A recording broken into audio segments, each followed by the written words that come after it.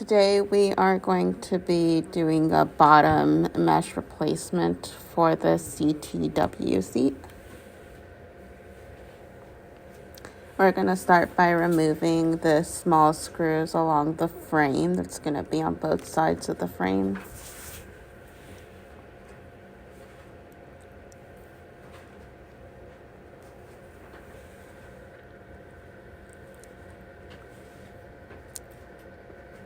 So this is a removal process. It's going to take quite a while, so you guys can fast forward through this part if you'd like.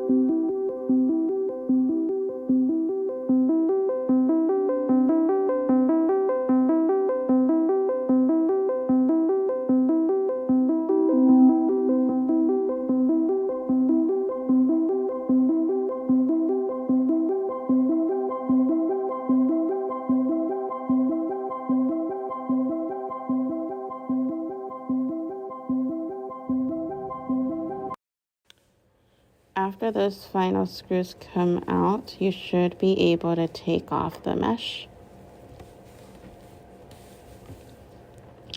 Your seat would have been assembled. You can disassemble it just by removing the pivot screws that are on the side.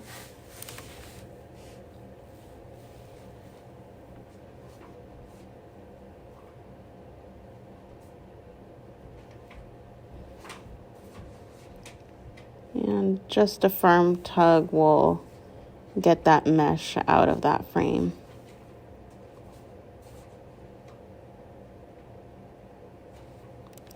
It's still going to be connected at the bottom. There is a metal rod inside of that mesh that is held in by 4 screws. If you just flip that mesh over, you can access the screws at the inside of the frame, and you're just going to need a screwdriver to remove those.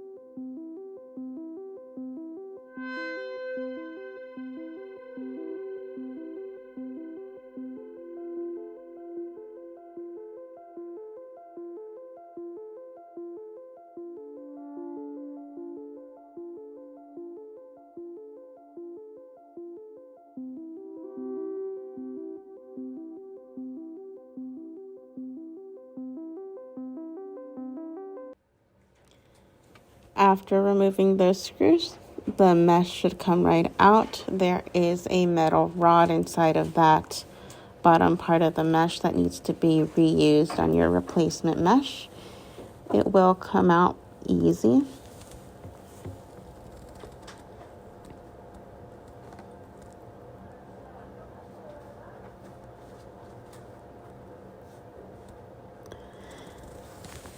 The frames on the ends of the mesh also need to be reused, so we need to pull the mesh off of them. There is adhesive that's applied at the factory right at the ends there.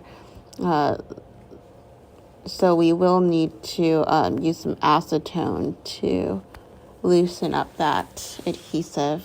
You're going to just need some pliers. And there is a little a plastic piece inside of that mesh. You can pull it out or leave it, and whatever makes it easier for you to remove the mesh. Your new replacement mesh will come with some new ones in there, so you don't have to worry about damaging them. When you use the acetone to loosen that adhesive, it is going to damage the mesh. It's going to eat at it and eventually destroy it. So that's going to be part of that removal process. It's okay. The mesh is going to be replaced anyway, so that isn't going to be too much trouble. So I just grabbed a napkin and I put some acetone on it, and I'm just dropping it over the little crevice where the mesh sits.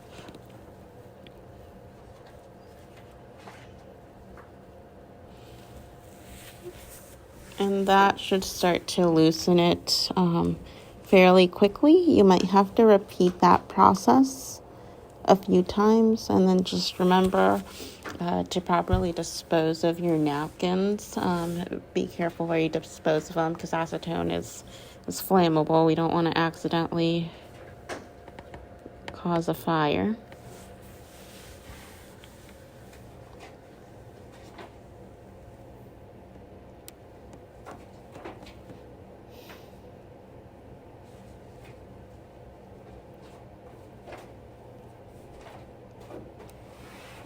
I'm just adding a little bit more acetone to it, and in between that, I'm tugging at it. I have quite a bit of force behind it.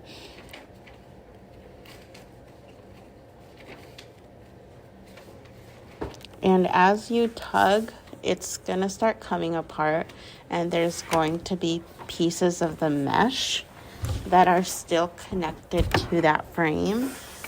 So it doesn't always come off very clean, but we have some room to clean that up.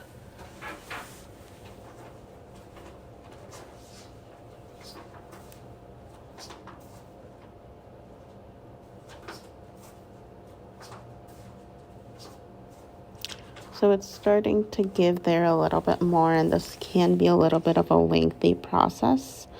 I'm just going to go ahead and use my pliers, and it came off, but like I said, there is some residue that is left there, and I'm just going to pick at it with the pliers until I get all of that out of there.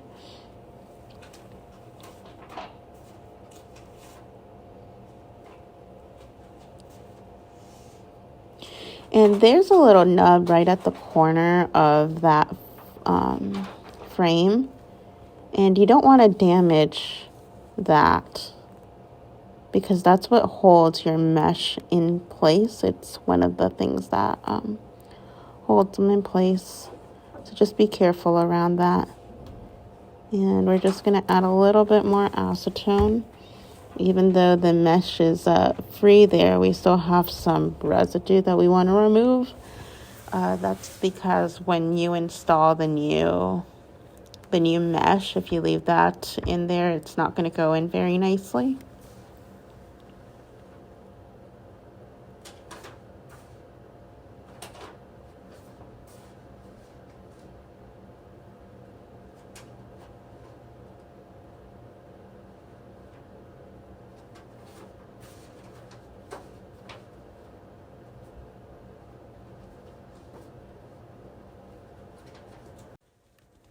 You want the frames to be pretty clean for the installation of the new mesh.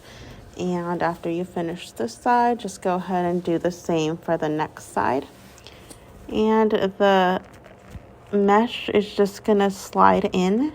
There are some plastic rods inside of the mesh that will guide it. And there are little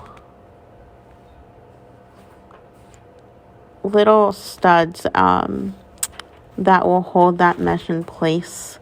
And if you just turn it around, that long part goes on the bottom and the more shallow part is facing the top. And that frame is just going to follow the shape of the mesh.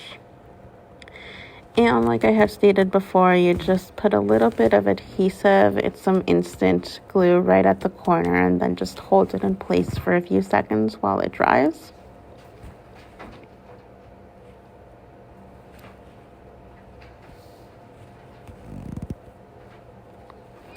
And again, if you just note, the frame follows the shape of the mesh with the shallow part on top and the longer part on the bottom.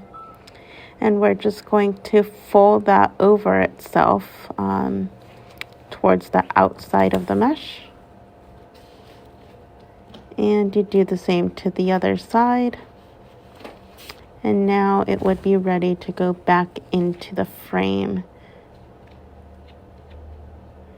And you just use a mallet to help it go in because it is a tight fit.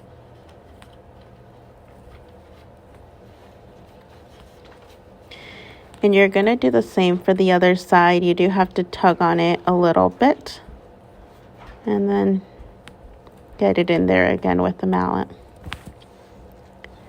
There are some parts of the mesh that are going to be sticking out, so we're going to use a flathead screwdriver to push it back in.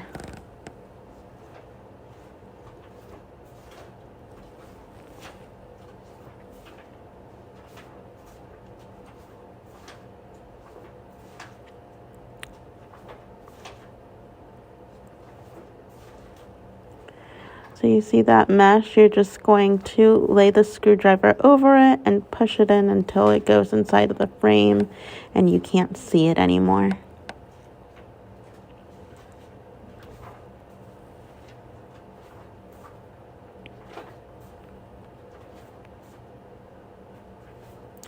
After you're done doing that, you want to go ahead and hit it with the mallet one more time because that screwdriver pushed out the frame a little bit. And we're going to do the same thing to the other side. Anywhere where you see some exposed mesh at the bottom near the parting line, you're going to grab the screwdriver and just poke it back inside the frame.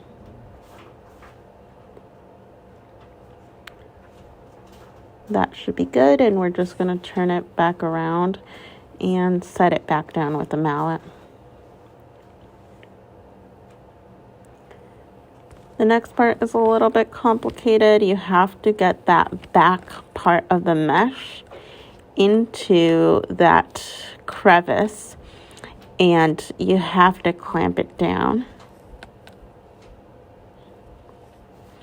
This may need an extra set of hands that can force that mesh down with a flathead screwdriver, or if you have clamps that can hold it for you.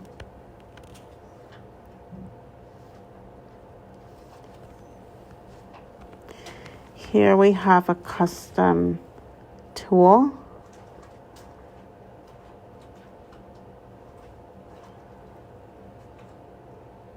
But again, if you have an extra set of hands, this can be done with a flathead screwdriver.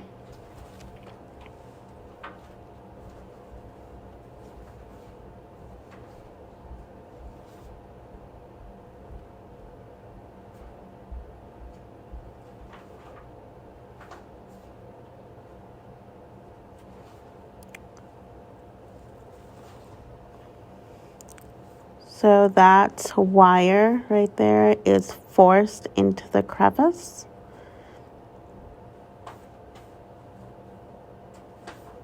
And the clamp just holds it in place, and we're going to do the same on the other side.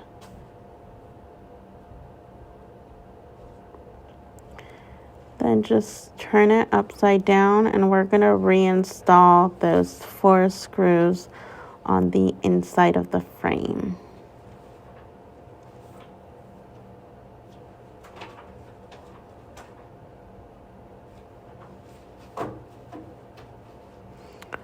We're using a drill here, but they do this every day, and they have the drill set to settings where it's not going to strip the plastic. So you want to make sure that you're not going to strip the plastic, or just use a regular screwdriver.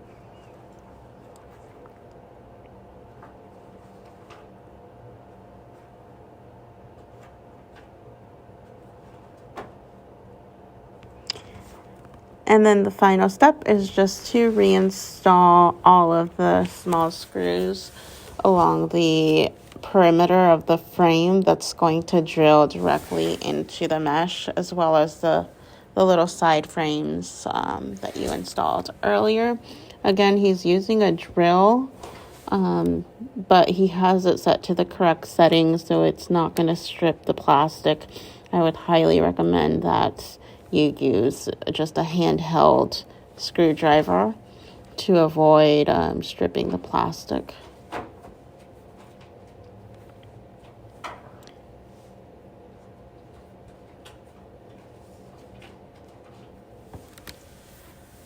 And after you get all of those screws in there, you should be good. All you would have to do next is reattach the back and bottom frame just by reinstalling those 2 pivot bolts. And that concludes this video for the bottom mesh replacement for a CTW seat.